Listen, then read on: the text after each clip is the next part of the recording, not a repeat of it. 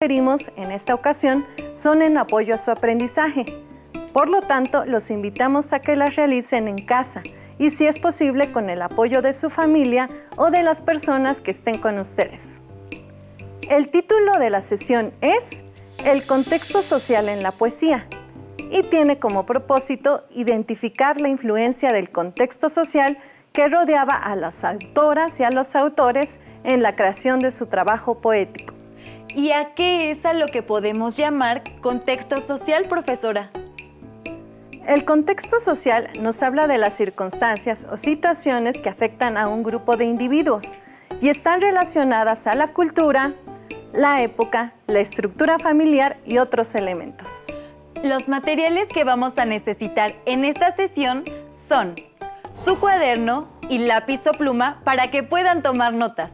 También tengan a la mano su libro de texto, ya que será de gran ayuda.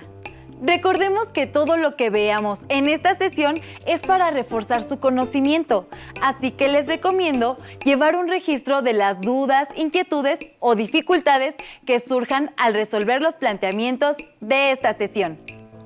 Muchas de estas las podrán ustedes resolver al momento de consultar su libro de texto y revisar sus apuntes. Por ello, es tan importante tomar nota. Para comenzar, recordemos que los movimientos poéticos responden a un movimiento literario que une a un grupo de escritores que expresan sus emociones y sentimientos a través de poemas con características similares. Los escritores eligen en muchas ocasiones a qué tipo de movimiento desean pertenecer, pero también puede ocurrir que en el tiempo, debido a las características de sus poemas, los estudiosos los relacionen con un movimiento en particular. Entiendo. Por ello, es importante conocer el contexto social en el que se desarrolla la vida del poeta para comprender mejor las circunstancias en las que escribió su obra y cómo éstas le afectaron. Así es. Veamos un ejemplo de cómo las condiciones sociales pueden determinar la forma en la que un poeta transmite sus pensamientos, emociones e ideas sobre lo que le rodea. Conozcamos un poco sobre la vida del poeta Miguel Hernández, quien pertenece a un movimiento poético español que se generó en los años 30 del siglo XX y que se caracteriza por reflejar en sus obras las condiciones políticas y sociales de la época. Etcétera. Pastoril, Miguel Hernández. Junto al río transparente, que el astro rubio colora y riza el aura naciente, llora Leda la pastora. De amarga hiel es su llanto, que llora la pastorcilla. Qué pena, qué gran quebranto, puso blanca su mejilla. Su pastor la ha abandonado, a la ciudad se marchó y solita la dejó a la vera del ganado. El 30 de noviembre de 1931, Miguel Hernández viajó por primera vez a Madrid. En enero se publicó un artículo del poeta en la Gaceta Literaria y en febrero una entrevista en Estampa. Hernández fue un joven interesado por la literatura. Garcilaso de la Vega y Luis de Góngora son autores que tuvieron gran influencia en sus versos, sobre todo en los primeros poemas que escribió en su juventud. El rayo que no cesa es considerada su obra maestra, libro que marca su madurez poética. La vida, la muerte y el amor son los ejes centrales del libro, que en su mayoría está compuesto por sonetos. Por lo que sabemos ahora de la vida del poeta Miguel Hernández, parece ser que parte de su juventud transcurrió en el campo y esto se refleja en su obra poética. Exacto. El abandono de sus estudios debido a la crisis económica por la que atravesaba su familia lo obligó a dedicarse al pastoreo. Pero esto no detuvo su amor por la poesía. Al contrario, este ambiente de campo lo inspiró a escribir sus primeros poemas. Ahora que conocemos esto, escuchemos de nuevo este pequeño fragmento de su obra Pastoril. Observen de los elementos que nos habla en su poema. Pastoril, Miguel Hernández. Junto al río transparente, que el astro rubio colora y riza el aura naciente, llora Leda la pastora. De amarga hiel es su llanto, que llora la pastorcilla. Qué pena, qué gran quebranto, puso blanca su mejilla. Su pastor la ha abandonado, a la ciudad se marchó y solita la dejó a la vera del ganado. Sí, habla del río, de Laura, de una pastorcilla, del ganado. Eran los elementos de la naturaleza con los que tenía contacto diario, dado que vivía en el campo. Eso quiere decir que todo lo que nos rodea puede ser material de inspiración si queremos escribir. La vida cotidiana suele ser material de inspiración para los poetas, pero luego de ese tiempo en el campo, la vida de Miguel Hernández se vio principalmente influida por la Guerra Civil Española de 1936, en la que se alistó como parte de las filas del ejército republicano. A partir de este hecho, escribió una serie de poemas que reflejan sus ideales de justicia y libertad, así como las difíciles condiciones en las que se encontraba su familia. Conozcamos un poco más de la vida de este gran autor. En plena guerra, logró escapar brevemente a Orihuela para casarse con Josefina Manresa. Fue en 1938 cuando falleció su primer hijo, cuya muerte impregnaría de un tono melancólico a muchos de sus futuros poemas. Ese mismo año comenzó la escritura del cancionero y romancero de ausencias, donde plasma vehementemente el dolor de no estar con su familia y la angustia que le producían los efectos devastadores de la guerra. Escribió su obra, El hombre acecha, en la cual manifiesta su visión trágica y pesimista de la guerra. En la prisión de Torrijos, compone las famosas Nanas de la Cebolla, tras leer una carta donde Josefina le relata que lo único que tienen para comer ella y su hijo son cebollas hervidas y pan.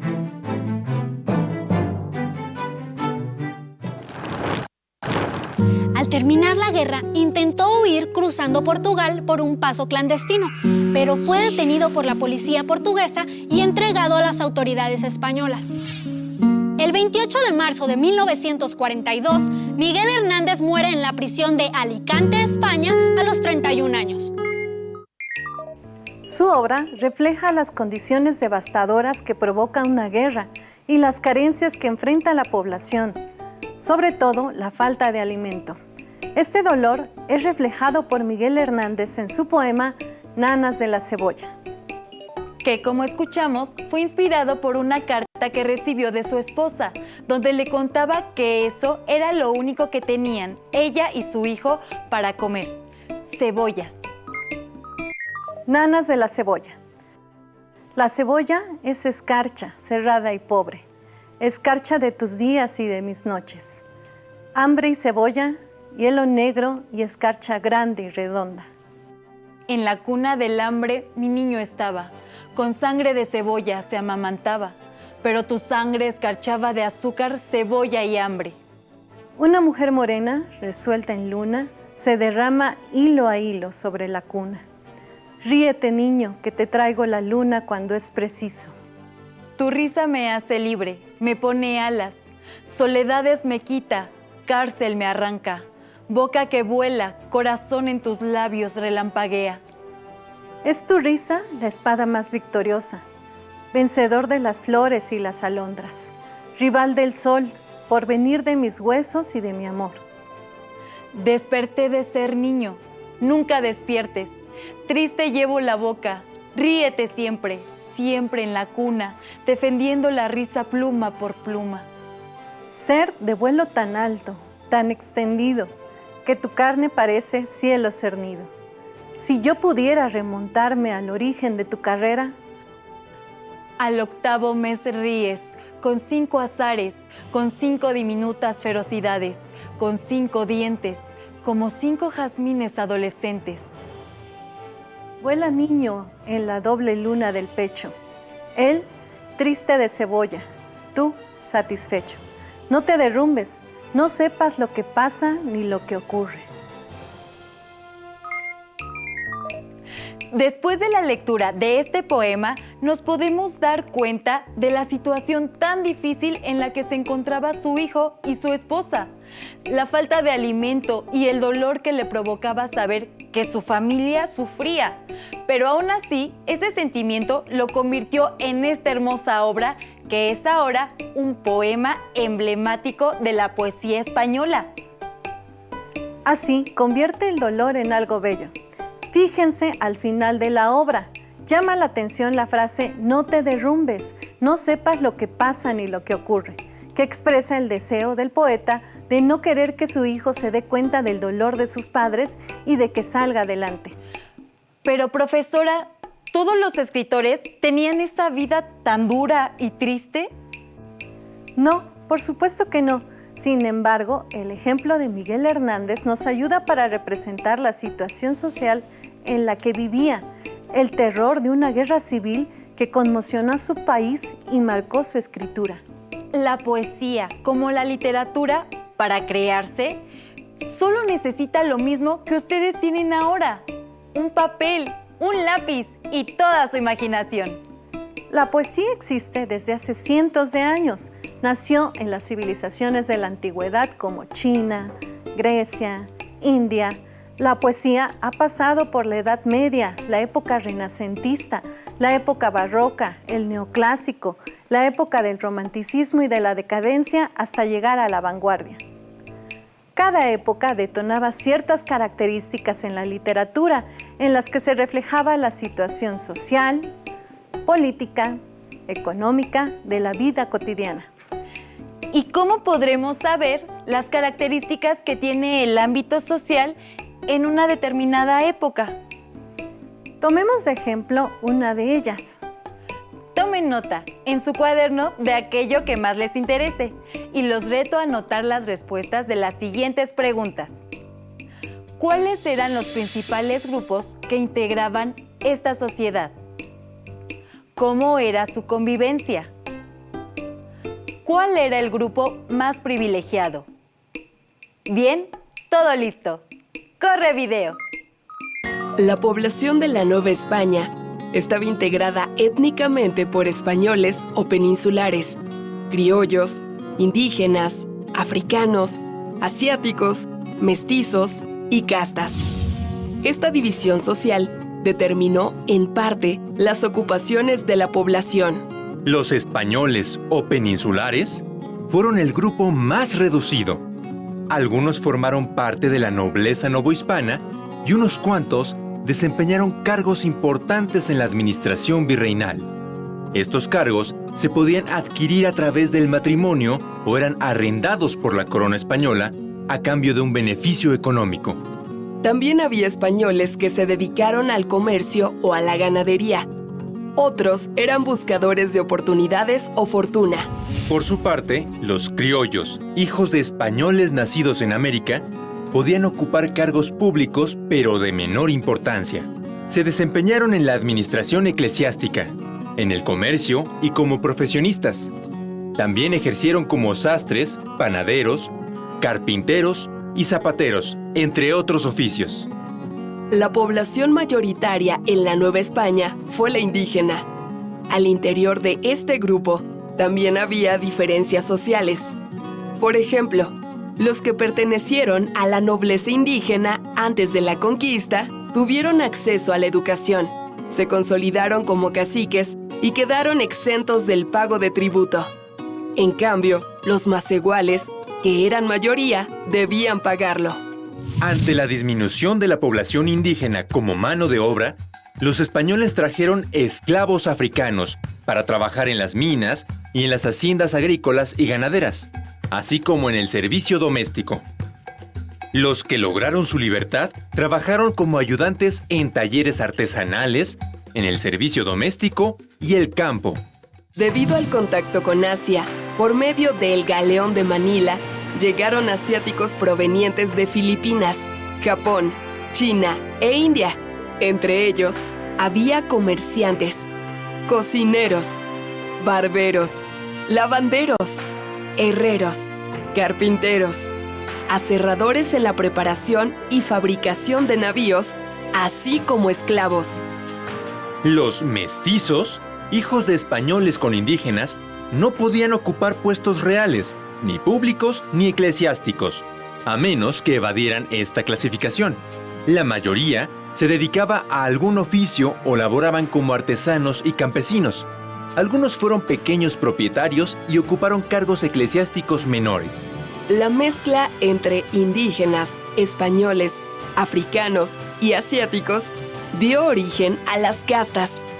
Estas estaban integradas por mulatos, moriscos, castizos, pardos, albinos, morenos y chinos, entre otras.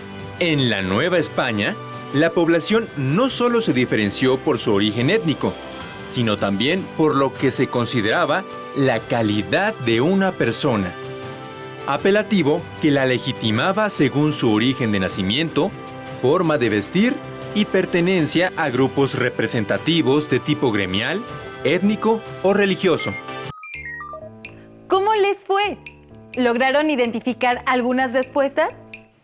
En especial, esperamos que identifiquen la forma en que estos grupos convivían, los privilegios que algunos grupos tenían sobre otros, la diferencia entre las personas que nacían en España o que sus padres tenían descendencia europea. Recuerden que esta información que recabaron tiene que ver con las características sociales de la época y al tenerla te ayudará a comprender mejor la poesía del siguiente autor, Juan del Valle y Caviedes.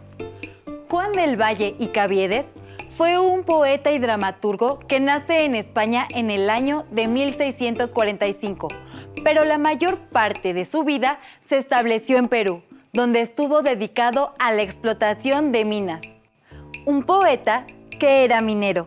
Su poesía estaba caracterizada por la sátira y la burla, dirigida a las clases altas. Vamos a escuchar algo de él. Poema Los privilegios del pobre. Juan del Valle y Caviedes. El pobre es tonto si calla y si habla.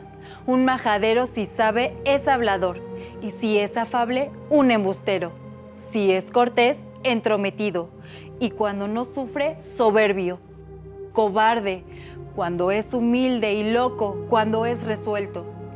Si es valiente, temerario y presumido si es discreto. Adulador si obedece y si se excusa.